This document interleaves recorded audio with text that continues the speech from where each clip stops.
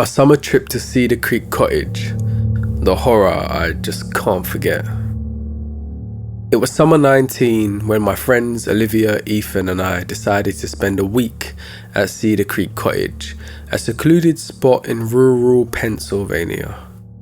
We had heard tales about the untouched beauty of the surrounding forests, and being city kids, the allure of nature was irresistible. We found a great deal on Airbnb.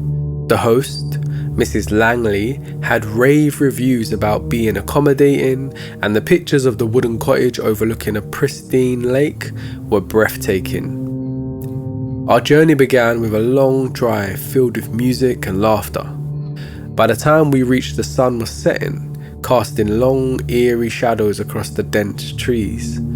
The cottage was exactly as pictured, although older and more worn in person. Olivia, with her photography passion, immediately started taking pictures of the crimson sun setting over the serene lake. Ethan, ever the adventurer, proposed a quick exploration of the surrounding woods. I was hesitant due to the advance in darkness, but Ethan's enthusiasm was infectious. The forest had a suffocating atmosphere. Each rustling leaf or distant animal noise made my heart race. Suddenly, Ethan, who was leading the way, stopped abruptly. In front of us, stuck on a tree, was a faded photograph. It depicted a young girl no older than 8, with hollow eyes and a solemn face.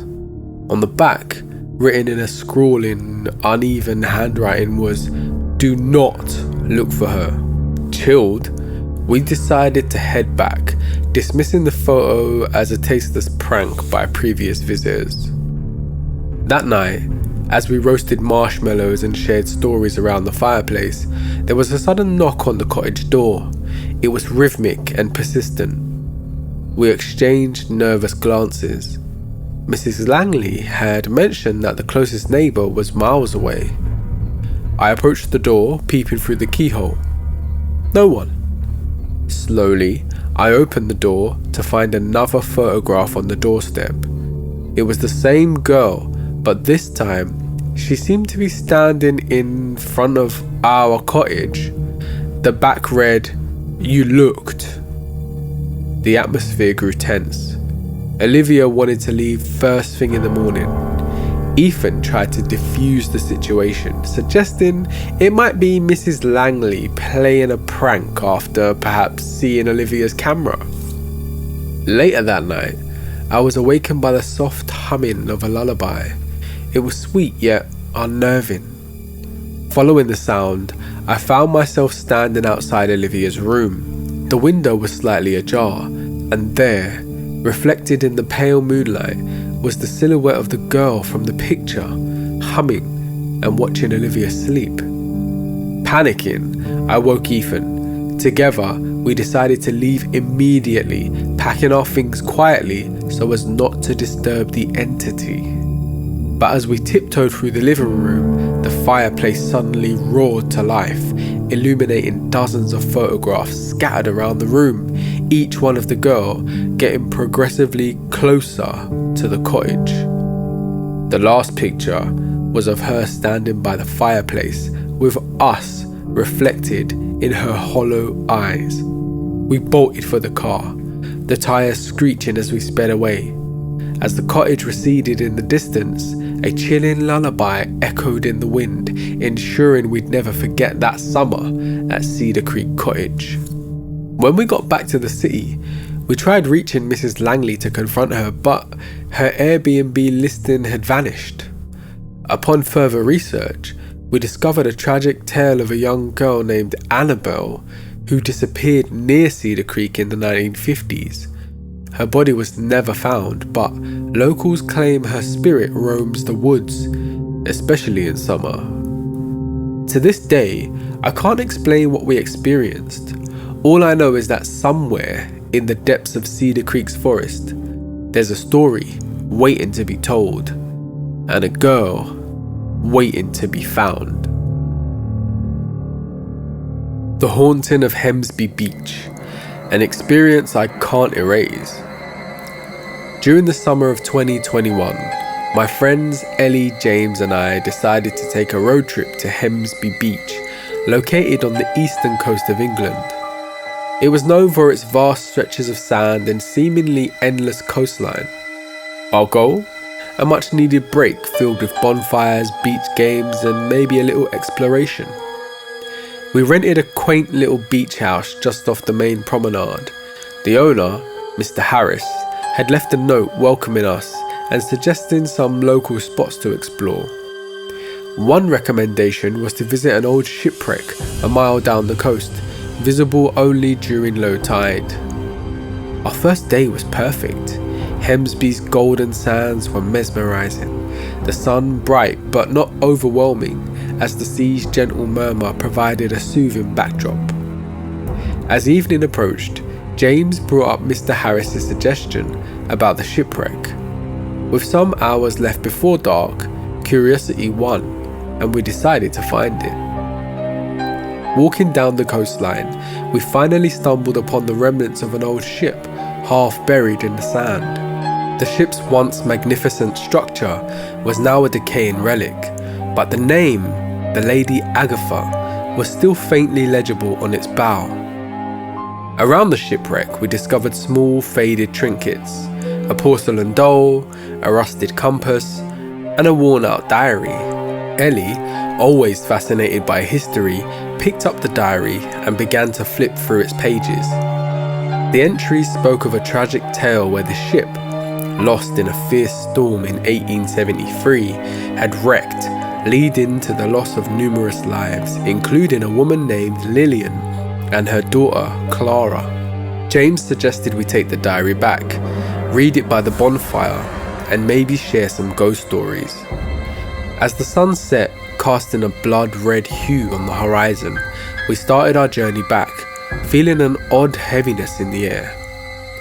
That night, as the crackling bonfire illuminated our faces, Ellie read out passages from the diary. The final entry was disturbing, with Lillian writing about hearing ethereal whispers and seeing apparitions of lost sailors on the shore. Just as Ellie finished reading, a dense fog rolled in from the sea. Through the mist, we heard the faint sound of a woman singing a lullaby, the same one mentioned in the diary. Terrified, we turned to see a silhouette of a woman holding a child, both in old-fashioned dresses, slowly walking towards the sea. Frozen in fear, we watched as they disappeared into the waves. Once they were out of sight, the fog lifted as suddenly as it had come, and the haunting lullaby faded. Wanting to leave no stone unturned, the next morning we visited the local library. An old newspaper clipping from 1873 confirmed our fears. It was a report on Old Lady Agatha, detailing the tragic loss of the ship and its passengers, with a picture of Lillian and Clara attached. We decided to cut our trip short, but before leaving, we returned the diary to the shipwreck, hoping to appease any spirits we might have disturbed. Driving away from Hemsby, I couldn't shake off the feeling of being watched. Ellie later confided that she had experienced the same. We all agreed never to speak about the incident again, and to this day, I'm kind of wary of beaches, especially at sunset. While most see them as places of relaxation, I'm reminded of the spirits of Hemsby, forever trapped between the sand and the sea. Summer at Lake Winfield, echoes from below. Back in summer 2020, my buddies Mark, Hannah and I decided to go on a week-long escape to Lake Winfield, a secluded, pristine spot nestled amidst Colorado's mountains. We had snagged a lakeside cabin, reputed to be a fisherman's dream, complete with its own rickety wooden jetty. The place was a recommendation from Mark's uncle, although he always spoke of the lake with a strange hesitation. The journey there was scenic, with winding roads taking us deeper into the heart of the mountains. By late afternoon, we arrived. The cabin was rustic but charming, with a view of the sun shimmering on the lake's still waters. The first few days were idyllic, fishing, swimming and barbecues. However, on the third night, as we sat on the jetty with our feet dipped in the cool water, Hannah mentioned a local legend she'd heard at the nearby store. Centuries ago, the lake was believed to be a sacred site for indigenous rituals. Legend said that during certain moon phases, the lake echoed with the sounds of ancient ceremonies. Mark laughed it off, but I could see unease in Hannah's eyes. I changed the topic to lighten the mood, suggesting a boat trip across the lake the next day. As planned, the next morning we rented a small boat. The lake was vast, and as we moved further from shore, the forested mountains seemed to close in around us. Mark, wanting to try deep water fishing, anchored the boat at the lake's centre. As hours passed, the atmosphere grew dense. Grey clouds rolled in, muting the sun. As I was contemplating heading back, Hannah, with a puzzled look, pointed to the water. Below our boat's transparent bottom, we saw something utterly unexpected. An ancient submerged town. Decaying huts, stone pathways, remnants of what looked like ceremonial platforms, all in stasis beneath us. Curiosity piqued, Mark dove in with his waterproof camera. Moments turned to minutes. Just when panic was about to set in, he emerged, gasping, dragging with him a sealed clay jar. Hannah opened the jar, revealing a rolled up, water-clogged parchment. With the utmost care, she unfolded it. Written in an ancient script, but surprisingly legible, it was a warning. Disturb not the stillness of Winfield, for in its depths our spirits reside. When the lake's heart is trespassed, a price is to be paid. No sooner had she read those words than the boat lurched violently. An intense vortex formed around us, pulling us towards the lake's depths. Mark tried starting the boat, but the engine sputtered dead. All around, muffled chants and drum beats filled the air, echoing from below. Hannah, thinking quickly, took the jar, whispered a plea for forgiveness and dropped it back into the lake. The vortex stopped. The chanting ceased, and as suddenly as they had appeared, the clouds dispersed, revealing the sun. In a state of shock, we rowed back. As we approached the cabin, Mark's uncle was waiting, a look of grave concern on his face. "I had hoped," he began slowly, "you wouldn't venture into the lake's heart." We left Lake Winfield that very evening, leaving behind the beauty and the haunting memories.